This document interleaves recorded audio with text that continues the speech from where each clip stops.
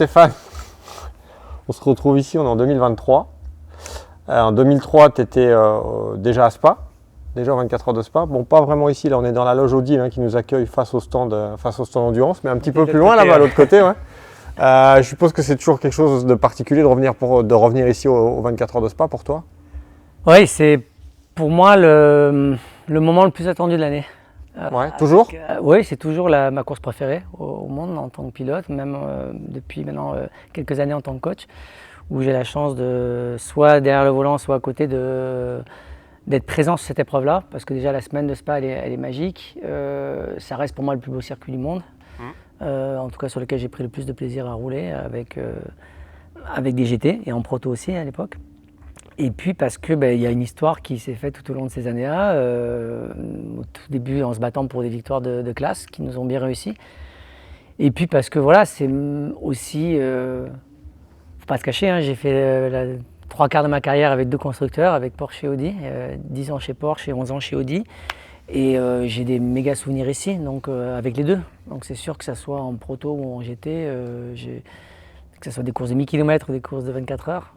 Ou des courses de Porsche Super Cup, j'avais gagné aussi ici en Porsche Super Cup. Ça m'a toujours réussi, j'ai toujours eu plus de plaisir à venir ici que partout dans le monde, y compris Monaco. Pourtant c'est à la maison, c'est pour moi la course la plus importante de l'année. Donc quand on y allait 2 ou 3 fois, je crois qu'il y a une année je suis venu 3 fois et j'ai gagné 3 fois, c'était en GT, en Super Cup et aux 24 heures.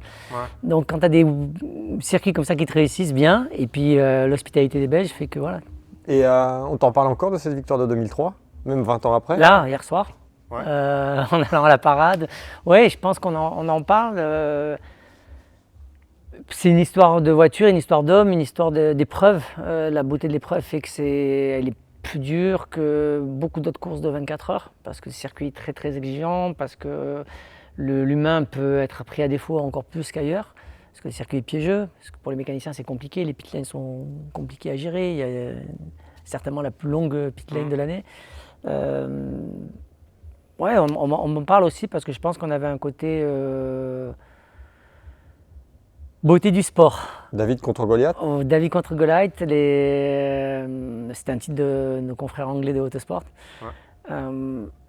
Ouais, je crois que c'était la magie de cette épreuve. Et puis pour moi, c'est un côté humain parce que c'est Manfred Freyssinger avec le team Freyssinger, parce que c'est des copains mécaniciens, ingénieurs et pilotes avec qui on l'a gagné. Et puis parce qu'on a fait 4 ans d'affilée au général sur le podium, avec toujours une GT2 à l'époque contre des GT1. Et sans discontinuité, 4 ans d'affilée, on a été 3e et puis une fois premier. Mais on a été 3 fois 3e aussi. Donc c'est quand même une grosse performance d'un petit team avec une voiture qui était inférieure, même si c'était une voiture d'usine puisqu'on on représentait officiellement Porsche. On a toujours été là en train de se battre contre eux, donc ça c'était chouette. Mais en 2001-2002, bon, les Porsche NGT tutoient la victoire. 3 fois, pas 4 fois, t'as raison. C'est 2001, ouais, 2002.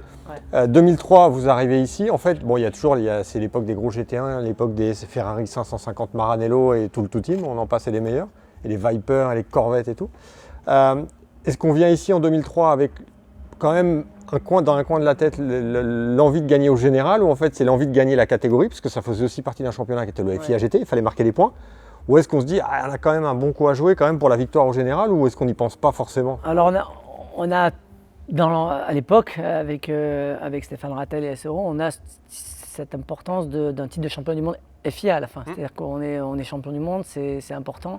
Pour le constructeur comme pour l'équipe. Donc je pense que en premier lieu, tu viens avec l'idée de gagner ta catégorie, de prendre le maximum de points, de bien faire ton travail, de prendre un énorme plaisir avec une Porsche. C'est quand même une Porsche sur Spa, donc c'est important. Après l'année d'avant, j'avais gagné la Porsche Super Cup qui était une course anniversaire. Donc la même année, en 2002, on avait gagné la catégorie 3e au général, et en même temps avec Mark Lim, on avait fait premier et 2 de la Porsche Super Cup ici, qui était un 10e anniversaire énorme parce qu'il y avait plus de 40 voitures sur la ligne de départ. Il y avait tout le championnat Carrera Cup allemande, toute la Super Cup. Je partais en pole, Marc était 2e, on fait 1 et 2 à la course.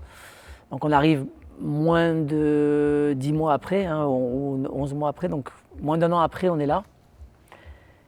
Et on sait qu'on est fort dans cette voiture-là et qu'on va se régaler, mais sans la pluie, on ne va jamais la gagner. Et on sait que sur le sec, c'est pas une... Donc tu l'as pas en tête. Alors je vais décevoir les copains et les gens qui aiment la magie du sport. Tu n'arrives pas en disant on va la gagner au général. Non, on sait que sur le sec, on ne peut pas la gagner au général, Laurent. Ouais, donc il faut la pluie. La pluie, c'est un peu le coup de pouce un peu. Et sans la pluie, on ne peut pas, on le sait. Mais on ne pense pas le gagner. Donc ça va pas te faire rire, mais non, on n'est pas arrivé en disant tiens, on va jouer David contre Goliath. C'est au fur et à mesure de l'épreuve et surtout les premières heures de course où on a compris qu'il pouvait se passer quelque chose. Et alors moi je m'en souviens parce que j'étais là pour la première fois en plus. Ouais. Ton anniversaire aussi alors du coup. Exactement. Sauf que moi j'ai pas gagné, j'ai pas piloté, mais bon c'est pas grave. Mais tu as gagné à être avec nous dans les stands, je me rappelle. Ouais, exactement. Et c'est d'ailleurs pour ça que je suis peut-être encore là 20 ans après. Mais ça c'est une autre histoire qu'on racontera plus tard dans les mémoires. Mais pas avec de l'eau alors, avec quelques petites bières belges. Ouais, exactement. Ouais, tout à fait. Mais par rapport à la pluie, c'est une édition en tant que pilote qui a été compliquée au volant sur ce circuit de Spa où il y a eu, je me souviens très bien, où il est tombé des trompes d'eau. Ça a été dur physiquement. Oui, après pour moi non. Enfin, c'est une très bonne question, mais pour moi non, ça n'a pas été dur physiquement. C'est une voiture qu'on connaît très bien. On est en 2003, ça fait quelques années qu'on court avec cette voiture-là. On a bon nombre de courses ensemble.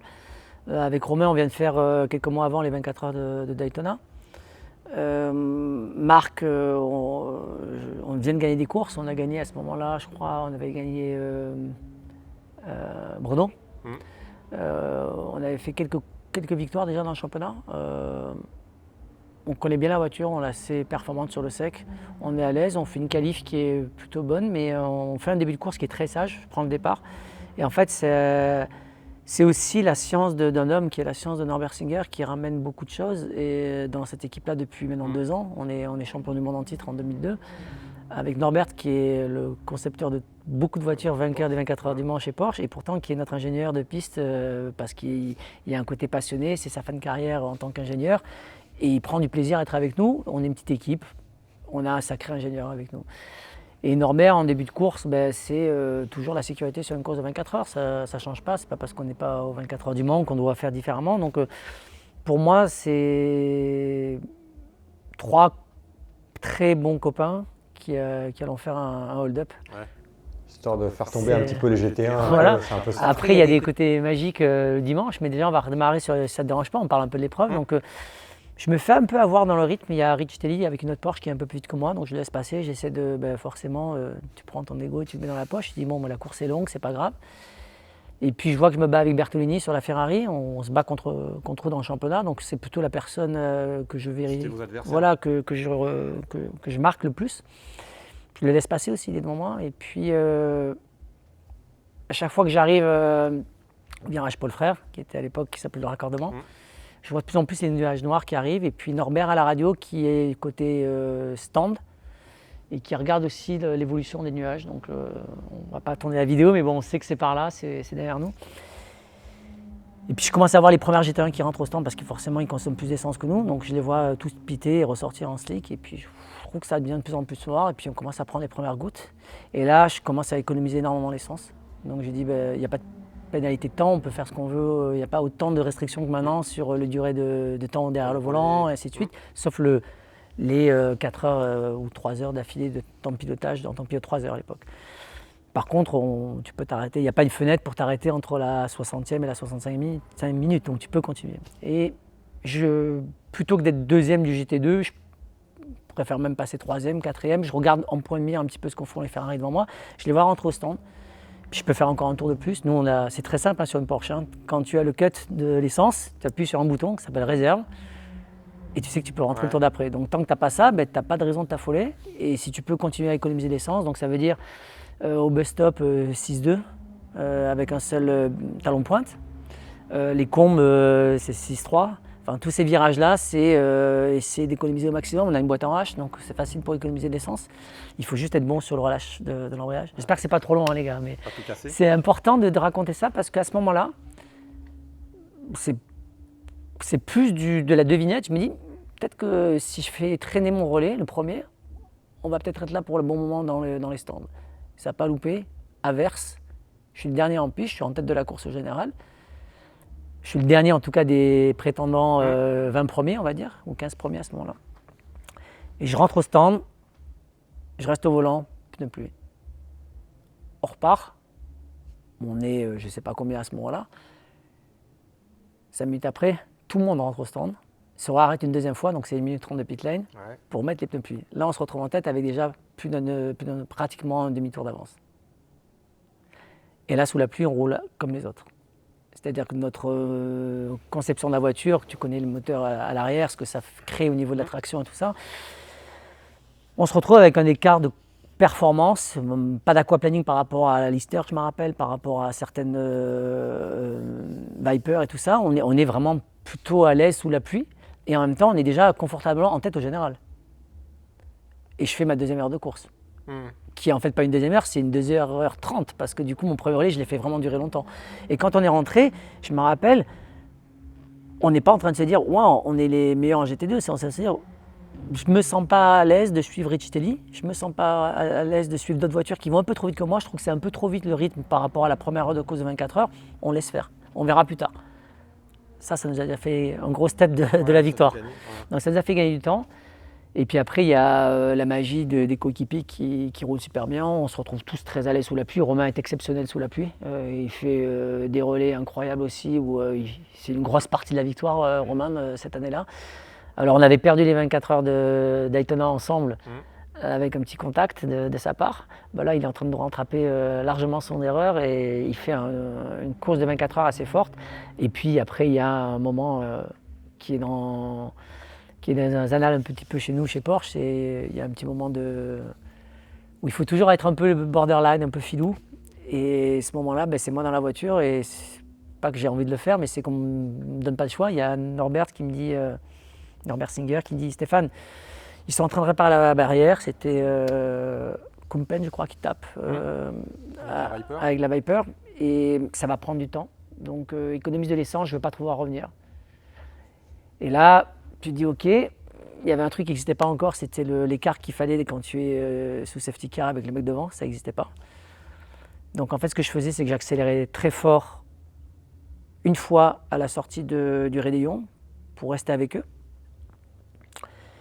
Et je coupais mon effort pour arriver en roue libre en haut des combes. Et en haut des combes, je mettais point mort.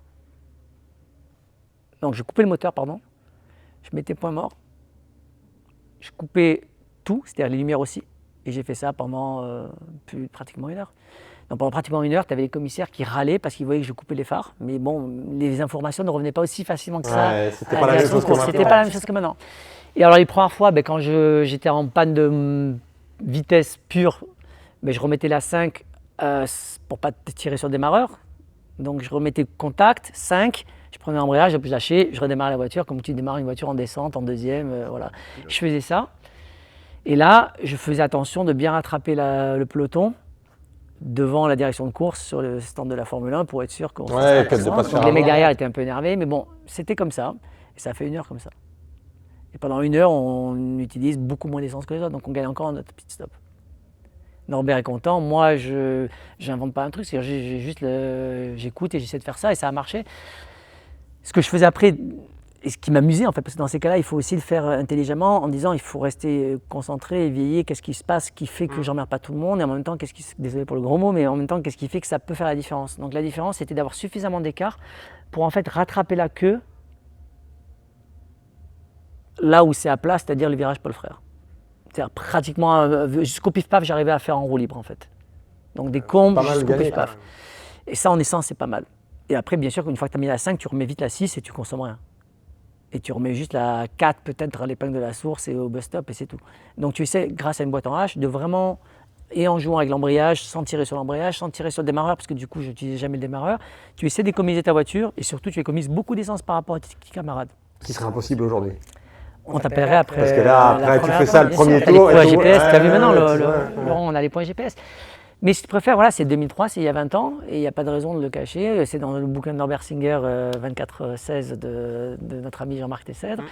Voilà, c'est des histoires particulières de l'endurance, de la magie de l'endurance. Et à un moment donné, il faut faire avec les moyens du bord. On fait une grosse écart de conso. Donc on fait tirer un relais qui est très long. On te dit 3 heures dans la voiture, mais on ne dit pas combien d'essence tu dois faire pendant ces 3 heures-là et combien de temps tu dois t'arrêter. C'est pas, donc si c'est dans les 3 pas heures, écrit. tu en fais 1h55 d'affilée, Ouais. parce que tu as l'essence pour le faire, c'est faisable. Et c'est ce qui s'est passé. Donc on a encore gagné là un pit stop. Et on se retrouve au petit matin avec un Jacques Lecomte qui arrive, qui a une carrure imposante, mais il se retrouve en face de... T'étais là? J'étais là. Et là, je te le raconte parce que je suis pas dans la voiture à ce moment-là. C'est lunaire. Et tu as Jacques qui vient et qui dit « Oh les gars, il faut penser à votre championnat, là. Il faut penser à vos points pour le championnat. Laissez-nous arrêter d'aller vite, ralentissez un peu. Il ne faut pas oublier que la voiture était quand même 5 à 6 secondes plus vite que nous sur le sec. » Mais ils avaient fait le calcul, ils n'étaient pas trop loin du compte que ça ne passerait pas. Et nous, on savait aussi que ça ne passerait pas. Et là, il y a notre ami Manfred qui leur fait « Roust dehors. Je ne veux plus vous voir. » Et on a gagné au général. Et en plus, après, ils ont des problèmes. Ils ont un problème, je crois, de boîte de vitesse. C'est un peu la victoire d'une bande de potes, un peu. C'est un peu ça, le truc. Oui. Ils viennent faire un hold-up. C'est un peu ça, ouais. On a fait un hold-up qui est un hold-up humain. Au départ, on n'avait pas les guns, c'est-à-dire qu'on n'avait pas la voiture dans la catégorie pour aller faire le hold-up, mais on l'a fait de façon humaine. Et on a eu le meilleur résultat, c'est que nous, on est 3 jeunes qui adorons cette énergie. Et surtout avec Romain, on avait été sur le podium l'année d'avant en étant 3e. Et en fait, ce qui se passe, c'est que on a Norbert Singer qui a gagné 16 fois les 24 heures du Mans. La dernière, c'est avec nous en 98, en tant qu'en plus concepteur de voiture, comme avec la 956 ou la 962 ou de voiture. Mais bon, en tant qu'ingénieur et concepteur de voiture, il a gagné énormément les 24 heures du Mans. Il n'avait jamais gagné les 24 heures du Spa. Et tu as Norbert Singer qui pleure à l'arrivée parce qu'il gagne pour la première fois les 24 heures du Spa. Ce qui est quand même pas Et rien, ça, quand c'est tu important. connais le bonhomme. Voilà. Le bonhomme, le charisme de cet amant qui est extraordinaire, un monsieur qui est une légende chez Porsche. Et puis tu as ça, quoi. Tu le vois à la sortie du podium et il pleure comme un gamin parce que bien sûr que c'est énorme. Pour Porsche, c'est une année importante aussi. Voilà, donc on fait là, on se dit waouh. C'était le 50e anniversaire. Non, c'était le 40e anniversaire de la 911.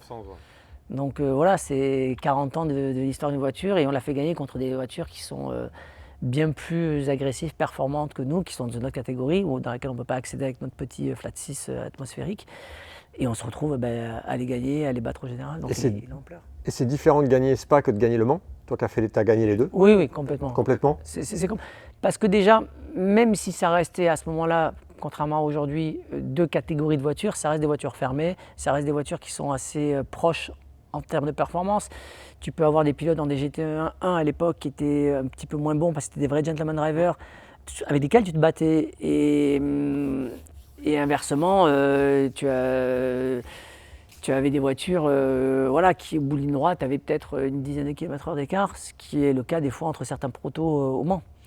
Le Mans, tu peux avoir jusqu'à 100 km/h d'écart entre une GT que tu rattrapes quand toi tu es dans un proto, ainsi de suite. Et puis je pense que l'épreuve est beaucoup plus difficile. C'est beaucoup plus dur physiquement, beaucoup plus dur au niveau de l'intensité, au niveau de l'engagement. Mentalement aussi. Par rapport à la difficulté du circuit. Le Mans, ce qui est difficile, c'est les vitesses d'approche. C'est les périodes en pleine charge où tu rentres dans Indianapolis. Voilà, tu as Indianapolis, tu as les Porsche Corner. Je ne dis pas que le circuit est de loin trop facile, mais j'ai dit que c'est des virages plus ou moins à plat. Tu arrives à quand même les approcher une fois que tu as accepté la vitesse à laquelle tu arrives sur les virages. C'est quelque chose que tu peux un peu plus répéter facilement. Ici, pour rouler à 1 seconde, c'est déjà difficile, mais quand tu te bats pour la victoire et que tu es chaque tour dans un tour à la limite, sur le sec comme sous la pluie, ça devient beaucoup plus compliqué, c'est beaucoup plus difficile, je pense, d'aller chercher la limite à Spa sur une course de 24 heures. Ce qu'il faut faire maintenant, ces dernières années que je l'ai fait en tant que pilote ou maintenant en tant que coach, on s'aperçoit que tu pousses les pilotes à la limite parce qu'il y aura toujours quelqu'un qui aura la même voiture que toi dans la même catégorie. Donc là, on parle de catégorie de pilote. C'est une catégorie de voiture, mais c'est une catégorie de pilote. Mais il y aura toujours quelqu'un dans ta catégorie de pilote qui, lui, va pousser à fond et qui, lui, va passer. Donc tu es obligé de faire pareil que les copains parce qu'autrement, tu vas jamais avoir le wagon pour aller gagner l'épreuve. Même si tu as envie d'y aller avec un petit peu plus de relax en début de course, très vite, tu es obligé d'augmenter les rythmes sur un circuit qui est très difficile. Ce qui en fait la beauté et ce qui en fait pour moi la plus belle course d'endurance du monde. C'est forcément les 24 heures de Spa parce que c'est la plus prestigieuse restera les 24 heures du Mans, mais la plus belle et la plus difficile pour moi c'est les 24 heures de Spa. Et 20 ans après, on est encore là, chacun dans un rôle différent au final. Ouais. Toi, tu n'es plus pilote et moi, je ne suis plus là, mouillé. Alors, plus pilote, c'est... je pense que c'est aussi difficile que quand tu es en tant que pilote parce que je pense qu'il y a beaucoup plus de d'aspects que j'ai eu la chance d'être super bien aidé. Hein, on parlait de Porsche, on peut parler d'Audi, mais je veux dire, on a été très très bon choyés. Toutes les années où je l'ai fait avec WRT, c'était la folie.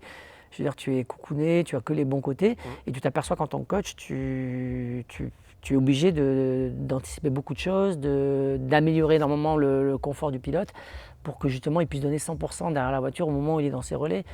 À l'approche des essais, expliquer ici que sur une séance d'essais libres avec plus de 70 voitures ou 70 voitures, si tu penses au chrono, tu es mort. Il faut arriver à penser à ce que tu as besoin plus tard dans la qualif ou la course, mais tu ne peux pas penser performance sur un tour parce que le nombre de voitures avec lesquelles tu vas te battre pendant ton tour d'essais libres, par exemple, c'est compliqué. Tous ces trucs-là fait que c'est très intense et moi, ça me plaît. Je transmets aux bonnes personnes aussi. Quand tu transmets à des pilotes qui sont là, qui ne cessent de s'améliorer et qui vont vite, tu prends du plaisir. Et puis à côté de ça, je cours toujours, donc c'est sûr que même si ce n'est pas ces courses-là, je me fais toujours aussi plaisir dans les voitures. Et puis grâce à SRO, je fais aussi la BOP, donc j'ai la chance de connaître toutes les voitures. Je les ai toutes conduites aujourd'hui, sauf une ou deux, je pense, maximum. Voilà, c'est spécial. Et 20 ans après, on est là. Oui, après, je pense qu'on peut parler aussi de toutes les années Audi, qui sont pour moi... on est ici avec Audi Belgique. Tu es obligé de penser à la première année. Didier Malvois, qui était le patron emblématique de Audi Belgique pour toute la partie. C'était un peu le papa de tout le monde, un peu. Ouais, il a sorti et plein de pilotes belges. Il s'est occupé de Vincent plus jeune, Vincent Voss. Et on a senti au début, quand on a démarré, qu'il allait se passer quelque chose. On ne pouvait pas imaginer, après tant de succès, que l'équipe, l'association Audi Belgique, WRT, puisse faire un parcours pareil, bien qu'on l'avait mis tout en place dès le début. Mais par contre, c'était aussi un côté très familial pour moi. Les premières années, grâce à M. Malvois, grâce à Vincent et toute l'équipe de Vincent, tu étais dans l'esprit de famille que j'avais pu avoir, alors bien plus professionnel, mais que j'avais pu avoir aussi avec Fressinger. Donc pour moi, il y a un lien. C'est pas un hasard si j'ai fait autant d'années avec Porsche et avec Audi ici. Tu as un lien aussi familial important et un amour de l'épreuve. Je pense que si on parle beauté de course de 24 heures, il suffit d'écouter les commentaires des spectateurs ici qui viennent chaque année. Ils aiment l'épreuve, ils savent les années où tu as gagné, ils savent ce que tu as fait, ils te sortent des photos pas possibles. Ça, c'est quand nous, on est du bon côté, côté pilote. Et de leur côté à eux, c'est « Ah ben là, c'était dur, on a pris beaucoup de pluie. Alors là, au contraire, on s'est fait cramer par le soleil. Mais qu'est-ce qu'on a aimé cette épreuve, quoi !» C'est ça qui en ressort à chaque fois des fans, c'est qu'est-ce qu'ils ont aimé cette épreuve parce qu'ils voient de la bagarre tout le temps, dans tous les virages, dans tous les relais. C'est un circuit de baston, c'est un circuit d'attaque et de, comme on dit dans le jargon, ça va au charbon. Ouais, et avec la météo qui change avec la tout bagarre, le temps. c'est exceptionnel. Pour moi, c'est une épreuve que je manquerai pour le rien au monde en tant que pilote, en tant que coach, en tant que consultant, ce que tu veux. Chaque année, il faut que je sois là. J'aime trop cette épreuve. Bon, bah écoute, merci Stéphane. C'était un plaisir de partager ça avec toi et que tu nous rappelles un petit peu ces histoires de 2003 en fait, où tu as gagné. Il y a plein d'autres anecdotes, mais bon, c'est un anniversaire important. Ouais, c'est un anniversaire important. Merci à toi. C'est un anniversaire important et c'est quelque chose de, même pour moi, c'est quelque chose de particulier parce que tu vois, on est de l'autre côté et on est toujours là et on le fait vivre différemment, toi avec les pilotes que tu coaches et nous avec Endurance Info, avec les lecteurs et tout. Et un petit dernier anecdote que pas beaucoup de gens savent en tout cas, c'est que le même week-end, Marc Lieb, il faisait une autre course. Il faisait une course de Porsche Cup, exactement. Sur la Northlife ? Il était au Nürburgring. Et donc il faisait les allers-retours en voiture. Donc, en voiture, bien sûr. En voiture, et ouais. Il y a une heure. Quand même, on a des belles voitures de fonction quand on est pilote chez Porsche. Je peux te garantir que ça faisait 10 km en plus. Et avec Romain, on s'est chargé de beaucoup de travail parce qu'on essayait d'alléger un petit peu le boulot de Marc. Il avait 23 ans et il n'a pas fait une erreur ni sur sa course de sprint en Carrera Cup, ni sur les 24 heures. Et quand tu vois la carrière qu'avait Marc Lieb derrière, tu te dis, ouais, il y avait quelque chose déjà dès le début. Et je pense que c'est important pour tous les gens qui disent aujourd'hui, ah non, mais j'ai besoin de me mettre dans ma bulle, c'est important et tout et tout. T'enchaînes une course de sprint en Allemagne, même si c'est pas très loin, c'est quand même encore pas mal de déplacements. Et le même week-end, tu fais qualif, course des 24 heures de Spa. Et même pas d'hélico en fait, en voiture. Bien sûr que non. Bien sûr que non. Voilà, c'est une petite anecdote de plus. Bah écoute, merci Stéphane. De rien. Et on aura l'occasion de refaire de toute façon d'autres vidéos parce qu'on a plein de choses à raconter. Allez, à bientôt. Merci, à bientôt.